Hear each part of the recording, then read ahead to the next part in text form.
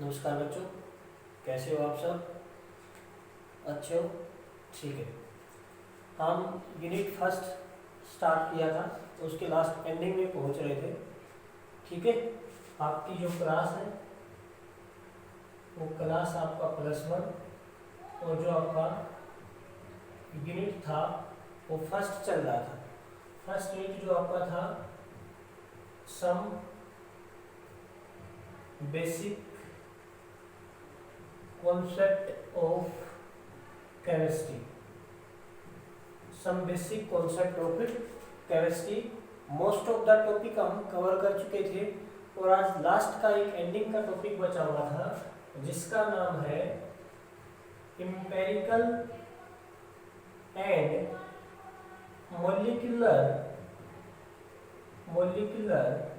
Formula. Empirical and molecular formula. ठीक है। इसको आप कह सकते हो EF एंड इसको आप कह सकते हो MF। एम्पिरिकल फॉर्मूला और आपका मॉलिक्यूलर फॉर्मूला। ठीक है। हम बात करते हैं फर्स्ट की कि भी आपका एम्पिरिकल फॉर्मूला होता क्या है। देखिए यही बता देता हूँ आपको। एम्पिरिकल फॉर्मूला और मॉलिक्यूलर फॉर्मूला के अंदर क्या अंतर है। मॉलिक्यूलर फॉर्मूला क्या फर्क है दोनों के अंदर। मान लीजिए मैं बात करते हुए एम्पिरिकल फॉर्मूला। एम्पिरिकल फॉर्मूला केवल आपको इंफॉर्मेशन देता है कि जो आपका कंपाउंड है उसके अंदर कौन कौन से एलिमेंट प्रेजेंट है, कितने प्रेजेंट है, किस अमाउंट के अंदर है, वो इंफॉर्मेशन नहीं देता। लेकिन मॉलिक्यूलर फॉर्मूला ये डाटा आपको बताता है। इसमें एग्जांपल के थ्रू बताता हूँ। मान लीजिए आप एग्जांपल लें। एग्जांपल के अंदर आप बात करें जैसे बेंजीन। तो बेंजीन का जो एम्पिरिकल फॉर्मूला होगा that will be the BH। ठीक है। हम बात करें हाइड्रोजन पर ऑक्साइड। हाइड्रोजन पर ऑक्साइड, इसका जो एम्पिरिकल फॉर्मूला होगा वो होगा HO। ठीक है। इसका मतलब जो एम्पिरिकल फॉर्मूला है, एम्पिरिकल फॉर्मूला केवल इंफॉर्मेशन देता है कि आपका इसके अंदर कंपाउंड के अंदर ये बोरोन प्रेजेंट है, हाइड्रोजन प्रेजेंट है, हाइड्रोजन है, ऑक्सीजन है। उसका रेशियो नंबर ये आपको नहीं बताएगा। लेकिन case of molecular formula same आप बात करें भी आपका बेंजीन तो आपको ये बताएगा मॉलिक्यूलर फॉर्मूला कि बेंजीन के अंदर कार्बन 6 और हाइड्रोजन 6 होता है। सेम बात करें हाइड्रोजन पर ऑक्साइड का, तो इस केस के अंदर जो मॉलिक्यूलर फॉर्मूला होगा वो कहेगा भाई आपका H2O2। यानी फर्क क्या है, किसने बताया कि भाई आपका BH, लेकिन ये आपका क्या है, आपका C6H6 है। बेंजीन का भी नहीं आपका, ये आपका CH, ये आपका CH, ठीक है, आपका C6H6 और हाइड्रोजन पेरोक्साइड आपका H2O2। यानी ये क्या कार्बन का नंबर नहीं मिला, लेकिन यहाँ कार्बन क्या बनता है, नंबर। ठीक है, उसका एक्समो कर लेंगे आप। तो ये आपका डिफरेंस है किसका, एम्पिरिकल फॉर्मूला और मॉलिक्यूलर फॉर्मूला। अब आपसे न्यूमेरिकल पूछता है कि how to find out molecular and empirical formula from a given data. तो उसके लिए कुछ एक स्टेप्स है, उन स्टेप्स को हम देखते हैं कौन कौन से स्टेप्स हैं।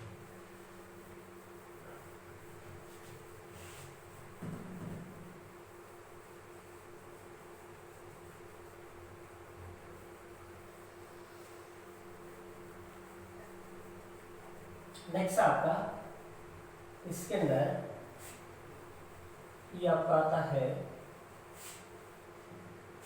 Steps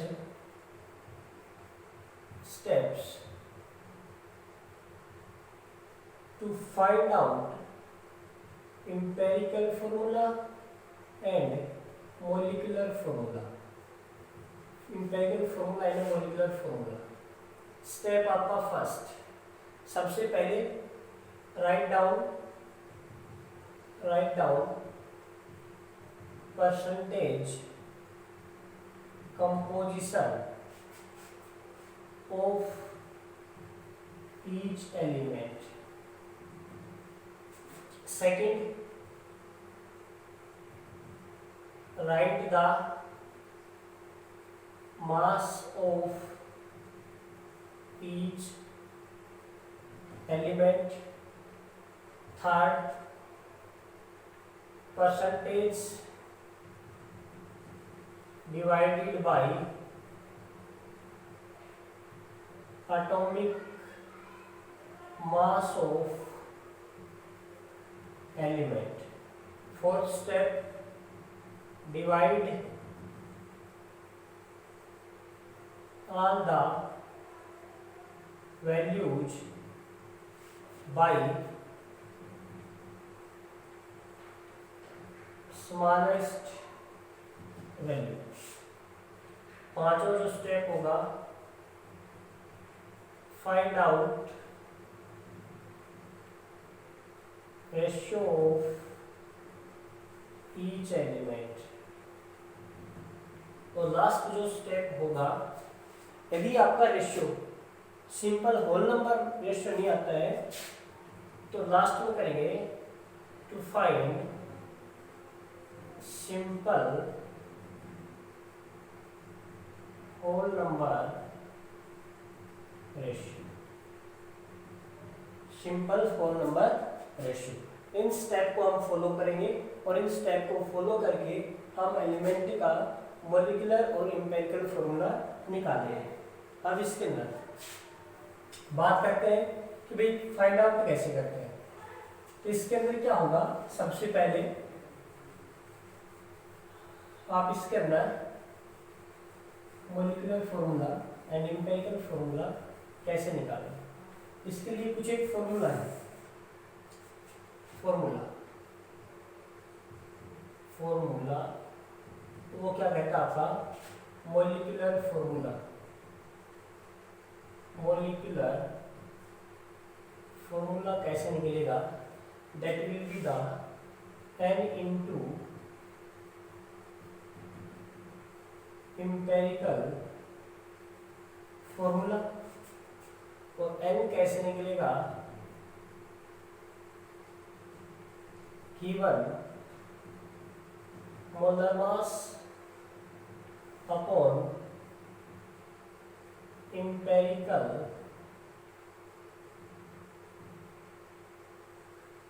formula mass. Empirical formula mass यदि आपका नोट करने वाला है, इफ वेक्टर डेंसिटी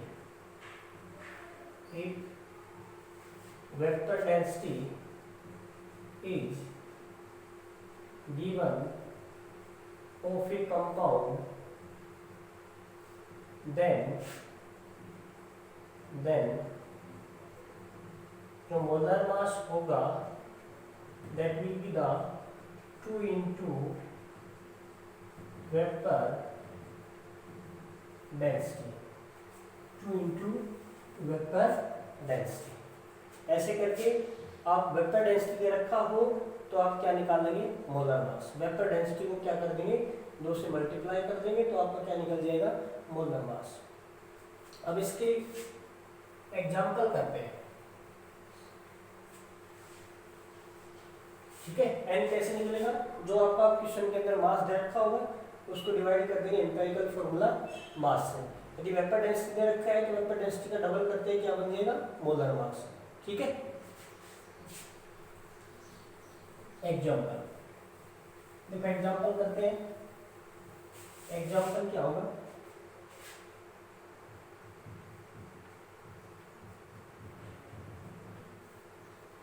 एग्जांपल आपके पास कंपोजिशन रखा है, कार्बन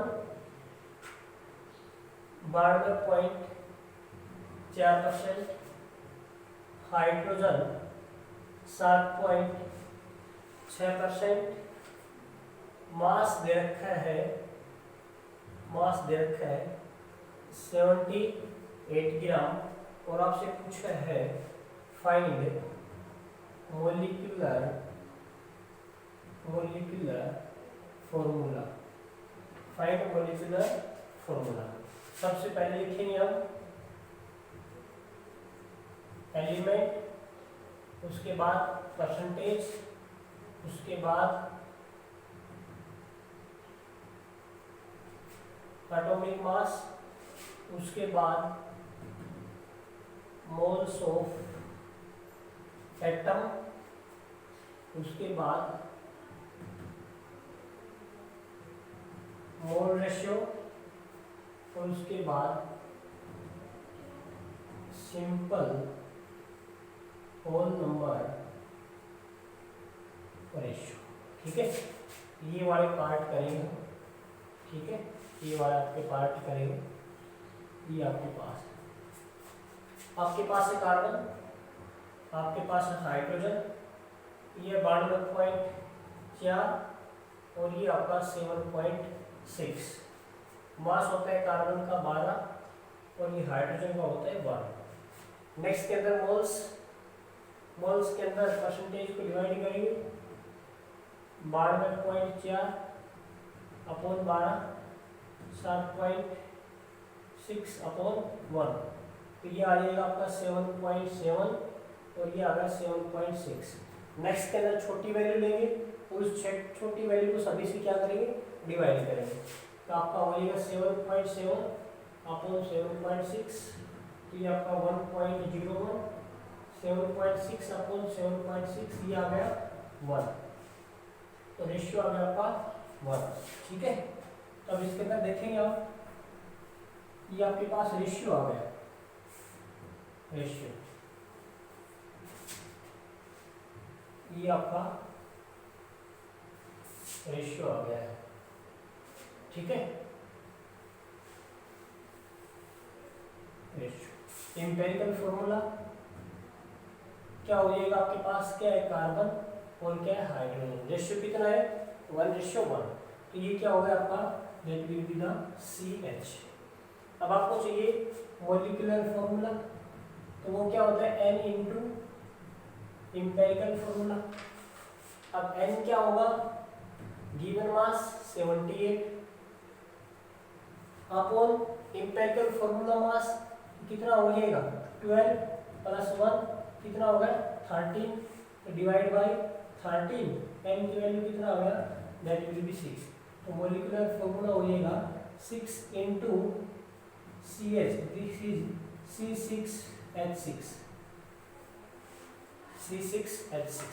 ऐसे करके आप क्या निकालेंगे, अपना ये क्वेश्चन निकालेंगे। ठीक है, ऐसे ही आपका C6H6 आंसर आ गया, सेम प्रोसेस। ठीक है, नेक्स्ट क्वेश्चन देखते हैं। दोबारा देखो, कार्बन का परसेंटेज गिवन रहेगा, हाइड्रोजन का गिवन रहेगा और जो कंपाउंड का मास है वो गिवन है। सबसे पहले कार्बन का लिखा परसेंटेज, उसके बाद हाइड्रोजन का, उसके बाद एलिमेंट का मास लिखा। नेक्स्ट स्टेप के अंदर परसेंटेज को मास से डिवाइड किया, ये डिवाइड हो गया।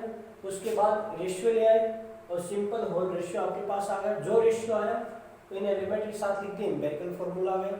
एन की वैल्यू के लिए डिवाइड किया, जो मास दे रखा है वो अपॉन एम्पिरिकल फॉर्मूला का मास यहाँ से निकाल लिया, एन की वैल्यू आ गई। एन की वैल्यू को एम्पिरिकल फॉर्मूला से मल्टीप्लाई कर दिया, तो आपके पास क्या आ गया, ये मॉलिक्यूलर फॉर्मूला। नेक्स्ट देखते हैं।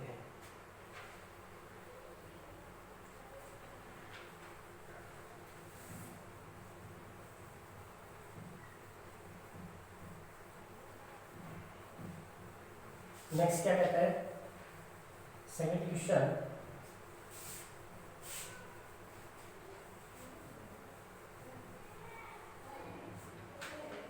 सेकंड क्वेश्चन क्या कहता है, ये कहता है कि एलिमेंट है कार्बन, कार्बन का परसेंटेज दे रखा है 57.8%। नेक्स्ट है hydrogen 3.6% and rest is oxygen. Percentage का मतलब 100, बचा हुआ 57.8 प्लस 3.6, तो आपके पास जो आएगा 38.6%। ठीक है, और देखा आपका vapour density, this is the 83।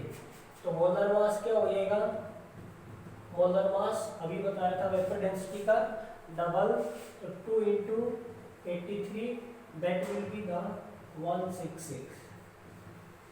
Same carbon है, हाइड्रोजन है, ऑक्सीजन है, परसेंटेज है 57.8, इसका 3.6 और नेक्स्ट का है 38.6। मास देख लो 12, 1 और 16। नेक्स्ट है percentage divided by atomic mass, percentage divided by atomic mass और percentage divide by atomic mass. Ratio आएगा 4.82, 3.60, 2.41। नेक्स्ट टाइप करना, छोटी वैल्यू को सभी से क्या करेंगे, डिवाइड करेंगे, तो भाई 4.82 बाई 2.41, 3.60 अपॉन 2.41 और 2.41 बाई 2.41। जो रेशियो है आपके पास 2 1.49 और नेक्स्ट है 1। सिंपल होल नंबर रेशियो के लिए डाउन कर दिया 4, 3 और 2। एम्पिरिकल फॉर्मूला क्या है आपके पास, कार्बन, हाइड्रोजन, ऑक्सीजन। कार्बन का रेशियो कितना 4, हाइड्रोजन का 3, ऑक्सीजन का 2। ये क्या है आपके पास, this is the empirical formula. n की value given mass 166 upon empirical formula 12 into 4, 1 into 3 plus 16 into 2। तो ये जो आएगा आपका दैट विल बी द 83। तो डिवाइड बाय 83 कितना है n की वैल्यू 2, तो मॉलिक्यूलर फॉर्मूला क्या हो जाएगा, दिस इज 2 into C4H3O2। ये क्या आ गया आपके पास C8H6O4, that will be the molecular formula of that compound. ठीक है, ये क्या आ गया आपका मॉलिक्यूलर फॉर्मूला। आ गया समझ, ठीक है। चलो एक और करते हैं, ये आपका एनसीईआरटी का क्वेश्चन है, मोस्ट इंपोर्टेंट है। नेक्स्ट एग्जांपल,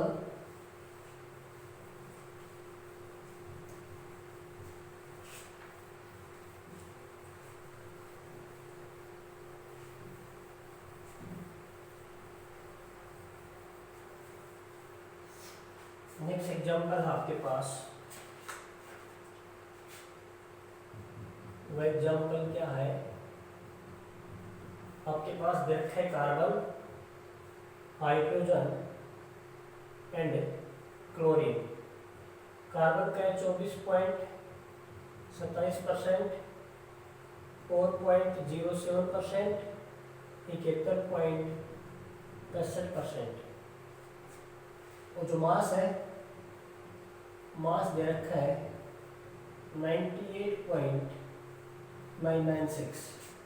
निकालो, लिखो एलिमेंट कार्बन, हाइड्रोजन, क्लोरीन 24.27%, 4.07%, 71.65%। ठीक है, 24.27%, 4.07%, 71.65%। अब इनका मास लिखो, कार्बन का मास 12, हाइड्रोजन का 1 और इसका 35.5। ठीक है, 35.5। Next step 24.27 divided by 12, 4.07 divided by 1, 71.65 divided by 35.5। तो इसका जो रेशियो आ गया आपका दैट इज 2.02, 4.07 और 2.02। छोटी वैल्यू को सभी से डिवाइड करो, 2.02 बाई 2.02 4.07 by 2.02 और 2.02 by 2.02 रेशियो आ गया 1, तो इसका होगा ये 2। तो एम्पिरिकल फॉर्मूला CHCl, ठीक है, Cl का 1 रेशियो, ये क्या आ गया आपका एम्पिरिकल फॉर्मूला। n की value 98.96 upon empirical formula mass निकालो, क्या आएगा बाई 12 प्लस 1 इंटू 2 प्लस 35.5 और ये आपका आएगा 49.5। तो 49.5 डिवाइड किया कितना है आपका 2, मॉलिक्यूलर फॉर्मूला क्या बन गया 2 इंटू CH2Cl क्या बना C2H4Cl2, ठीक है। मोस्ट इम्पोर्टेंट है ये, इम्पोर्टेंट। एक और देखते हैं लास्ट, वो भी आपका क्या गया समझ, ठीक है। आप लास्ट देखते हैं एनसीईआरटी का एक्सरसाइज का सेकंड नंबर क्वेश्चन है। वो क्या कहता है, आपको निकालना है एम्पिरिकल फॉर्मूला। आपके पास दे रखा है आपके पास आयरन का दे रखा है 69.9%, ऑक्सीजन का दे रखा है 30.1%, ठीक है। निकालो Fe का, ऑक्सीजन का 69.9, 30.1, इसका होगा 56, इसका होगा 13, तो 69.9 बाई 56, 30.1 बाई 13, ये आ गया 1.25 और ये आ गया 1.88। डिवाइड करो 1.25 डिवाइड बाई 1.25 1.88 बाई 1.25, ये आपका आ गया 1.5। सिंपल होल नंबर रेशियो के लिए डबल कर दो 2 और ये क्या आ गया 3। तो एम्पिरिकल फॉर्मूला क्या हो जाएगा Fe2O3, ठीक है। इस टाइप से रिलेट जितने भी क्वेश्चन होंगे एनसीईआरटी के अंदर वो आप सॉल्व करेंगे अच्छे से, ठीक है। वीडियो को रिमाइंड करके देख सकते हैं, कुछ समझ नहीं आया तो एनसीईआरटी के अंदर जितने भी एक्सरसाइज के अंदर इससे रिलेटेड क्वेश्चन सॉल्व करेंगे। आज के लिए इतना ही, थैंक यू, धन्यवाद।